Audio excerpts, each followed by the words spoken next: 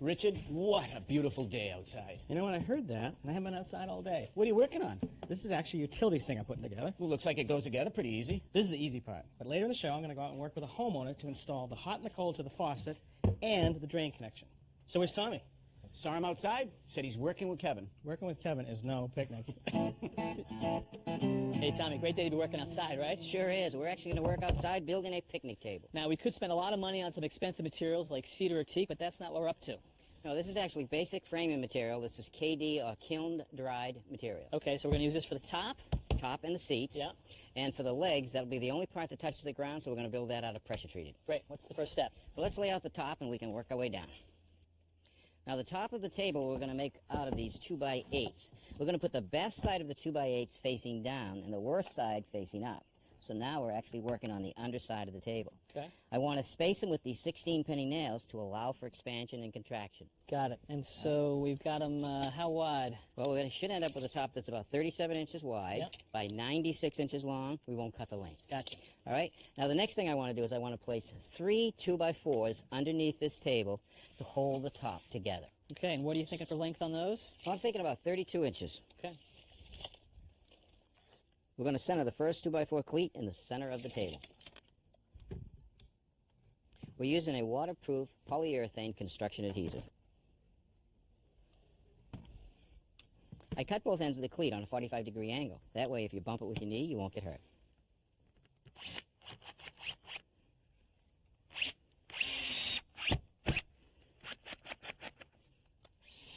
I'm staggering the screws on the 2x4 so we don't split it, but I'm also keeping the screws about 1 inch to 1.25 inches from the edge of the 2x8s. Trying to bite as much of those 2x8s as you can. And put the 2 outside cleats about 16 inches in from the end. All right, Kevin, I've got these legs on this side of the table just about set. Let me show you what I have here. If you look, it's actually a basic A-frame. The A-frame gives the table a lot of stability. It gives it a wide stance on the bottom so it won't go back and forth. You don't want to be sitting on one of these benches and have the whole table flip up on you. Exactly. Now, this center part actually holds the legs together so they won't spread apart. But it also gives us a place right here to mount our 2x6s on each side to make up our bench. Okay, so I guess we need to know at what angle did you set the legs and how high did you make the tabletop and the seating bench? All right. Well, the leg angle right here is actually cut at 28 degrees. You can see it right there. Now, it's a parallel cut, so we have to cut the other end at 28 degrees. Gotcha. Okay, now what about the tabletop height? Well, the tabletop height, I like 30 inches. All right, so 30 inches would be straight down to the top of the table. But because the leg is set on a diagonal, that means that the leg has to be cut at 32.25. Gotcha. Okay, now what about the seating bench? The seating bench, good height for that is 16 inches to 17 inches off the floor. So if I measure down right here, I have 15.5 plus the thickness of the seat. It's going to give me 17 inches. All right, so we should start fabricating the other side. I set my square at 28 degrees. I mark it. I'm going to cut it on the saw.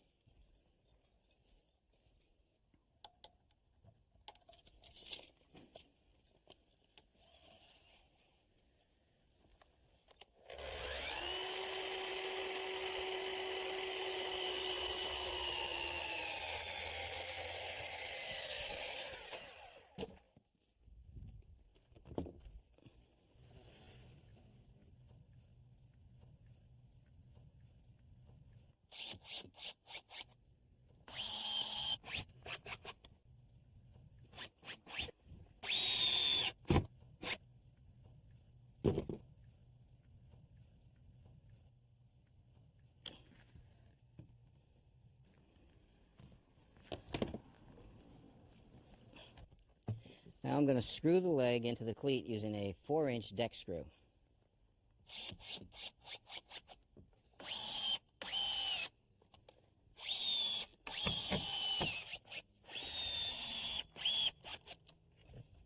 Now, to stiffen up the legs on the table so that it won't rack and collapse, we have to install a couple of diagonal braces. And it's going to run from this cross brace right here down to the center cleat. So the first thing we want to do is hold the legs square with the underside of the table. All right, you got it there, Kevin? Okay. Next thing I want to do is take my square, hold it tight to the table and it tight to the cleat, and mark my brace. Then I take my square against the cross brace and mark my square here. That's the angle and the length for my brace. To get that angle, I'm going to hold my square against the edge of the 2x4, line up the line, and read that I have 30 degrees. I'll set my saw at 30 degrees.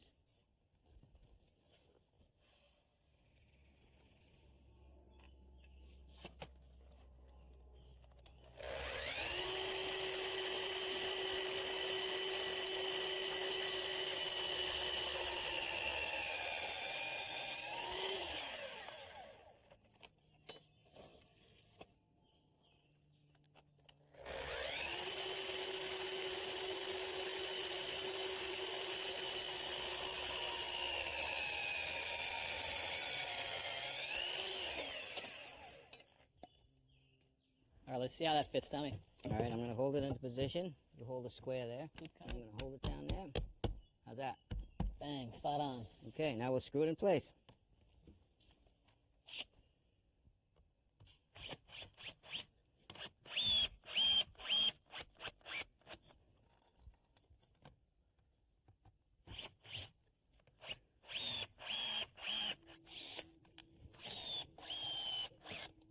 Okay, now we'll do the other side. To reinforce the connection between the leg and the cross brace, I'm actually drilling 2 holes to accept 2 carriage bolts that are galvanized and 3/8 in dimension.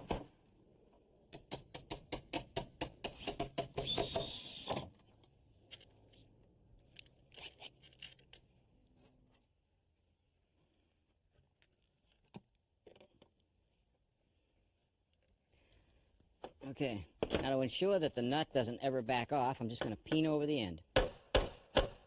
Our seat benches are made of 2 2x6s with 3 cleats underneath them. We'll glue them and screw them.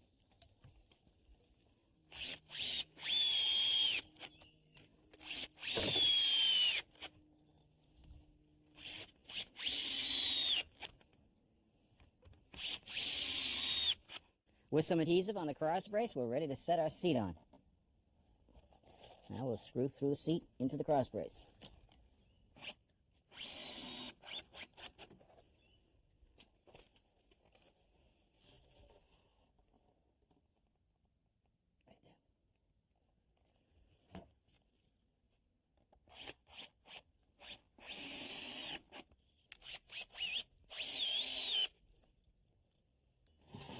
Tommy, my favorite part of building this table. What's that? Breaking it in. Look at this spread. Oh, look at this. Look at the room on this table. We got enough room to get all the guys. Maybe we should get them.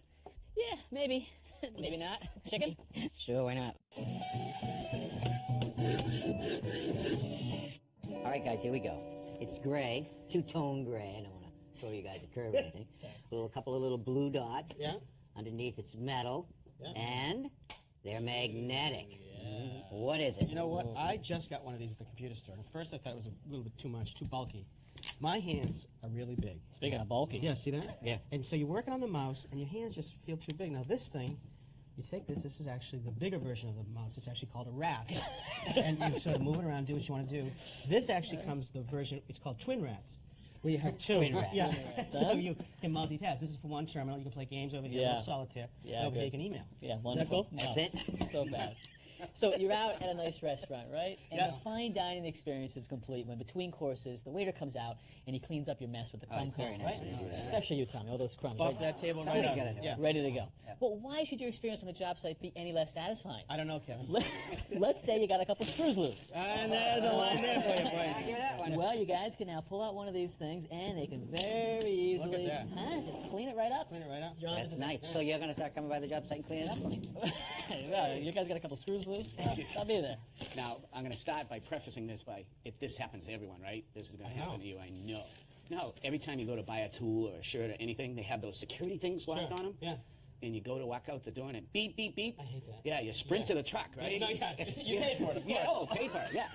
But then you got to get the things off, and you Yeah. can't cut them off. You can't hit them with a hammer. This is what they're for. You just lock it onto Do the it security tag, slide it up and down, demagnetizes it, and you're ready to go to work. Really Do you handy. buy your shirt at the same place you buy your tools? Absolutely. Looks like it. You guys do have a few screws loose. Have you ever tried to cut a sheet of drywall? No. No, forget it. I know you haven't. All right. Well, the first thing you want to do is with a utility knife, it has to be sharp. You want to score one side. Make your cut. Snap it. bring it over, fold it, and then make a second cut. That lines up the 2 cuts and take it off. Is that how you do it? I had no That's idea. how you do it. So you just learned something today. Now let's say you want to make a straight cut with this. Underneath, there's a knife on both sides, all right? Put it together, the magnet holds it tight. Make a straight cut, Hey, snap it. look at that. All right, what's really nice is if you ever had to make a curved cut, you follow this right across at a curve. It's cutting both sides at the same time. Look at that. Cut it out. Pretty nice, huh? So it's not a crumb comb? Nope, but you can still come by the job site to clean up, though. Get the sink here, Richard. All right, perfect. Good.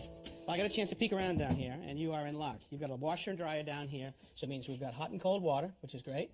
We've got a washing machine standpipe right here. Now, this standpipe comes down here and goes down into our drain. Now, at this point, the water goes down into the drain. From at this point and above, though, this pipe is a vent, and that's a really good thing. We often don't see this in basement applications. What's a vent do? Well, without that vent, this drain would gurgle. So what happens is it breaks the vacuum, so that water will go down the drain. So it's a really good thing that it's there. One thing I did notice, this drain is about 26 inches off the ground.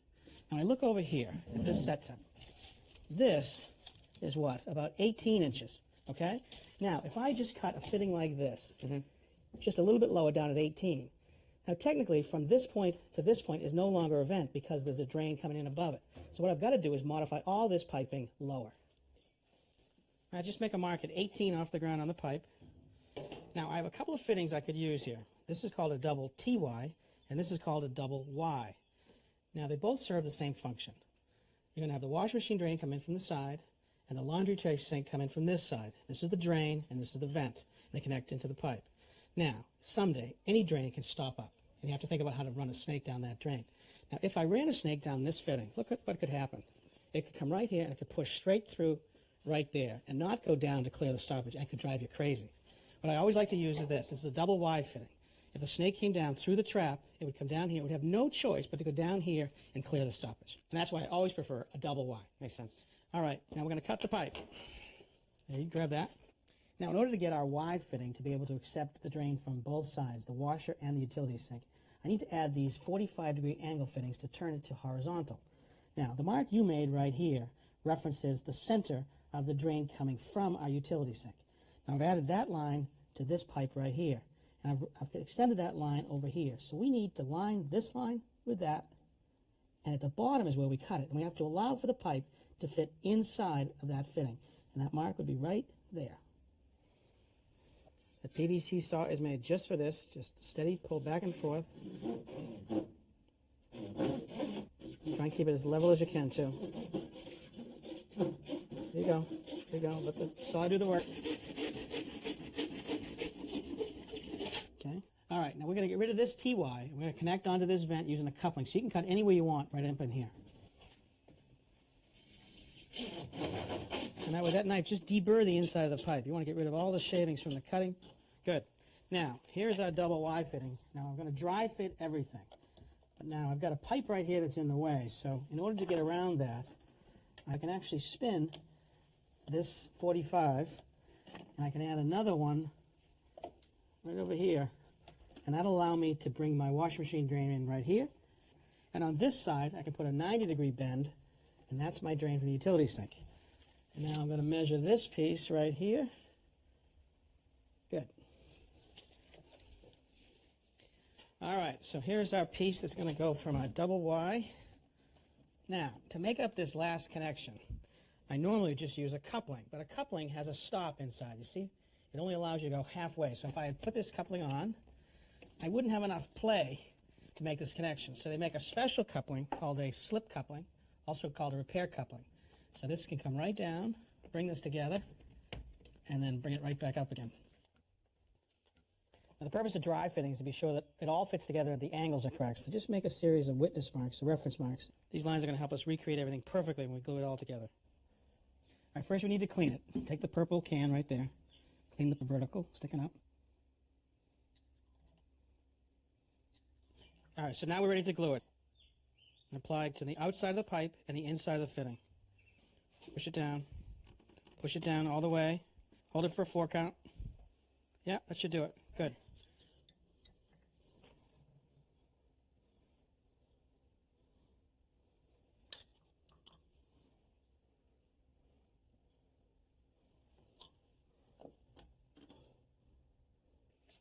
All right, well, our waste and vent is pretty much done.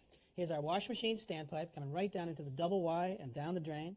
Here's our drain from the utility sink going into the same double Y, and we've connected back into our vent.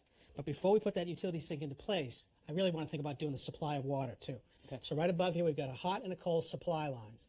It's a shut-off valve for the hot that I'm going to turn off. It looks like there's a ball valve right above your head, so turn that 90 degrees. Okay. All right, good. So now I want to make sure there's no water in the pipe. I'll break these connections. All right. Just grab that bucket, Matt, would you? Okay. Right, under here. See if there's any water. Good. All right, we'll keep the bucket there because I might get a little bit of water when I cut the pipes. Okay.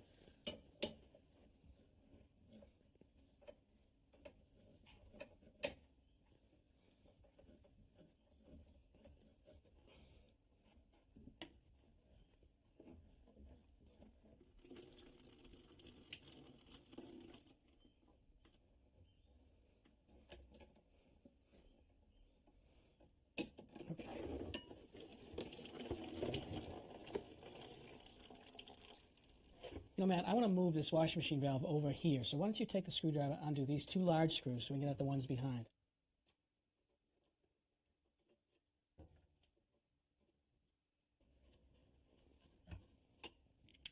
Okay, pull the valve straight off, okay?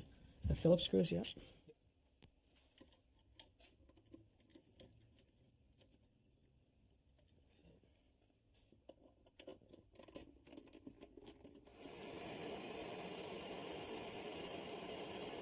So now with the water out of the pipe, I can unsolder these connections.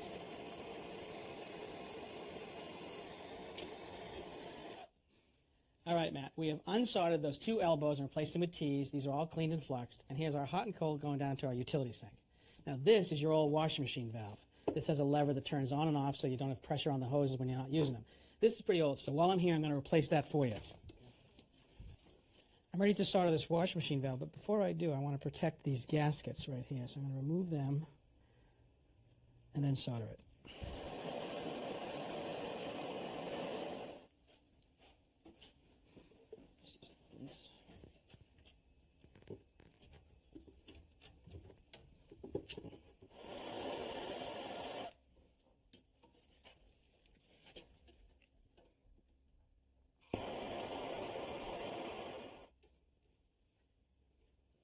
Here's the sink, Richard. All right, great. Now we've already attached our faucet. This faucet actually has a pull-out hand spray. You can see the hose right here. When you flip it back here, you can see there's a counterweight to keep that hand spray inside the spout. We've got a hot and cold lav supplies already attached. And underneath, we've already mounted our trap. And here's our last piece of PVC pipe. Now over here, we've soldered in our hot and cold shutoff valve, and we're ready to make our final PVC connection. So why don't you bring the sink in? All right. Little tight squeeze back here, making these final connections. All right, time to clean our last connection, both the pipe and inside the fitting. All right, final glue connection.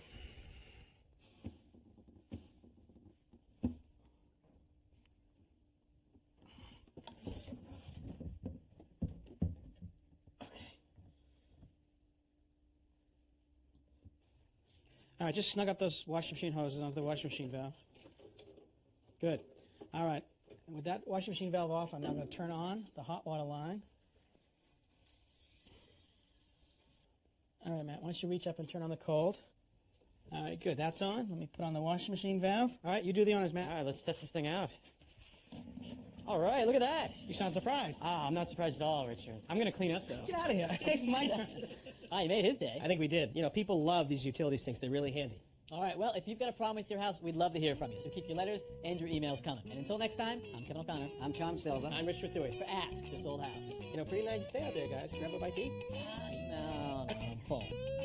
If you have a question about your house or a tip you'd like to share, please let us know. Visit our website, pbs.org, for expert advice, step-by-step videos, and much more.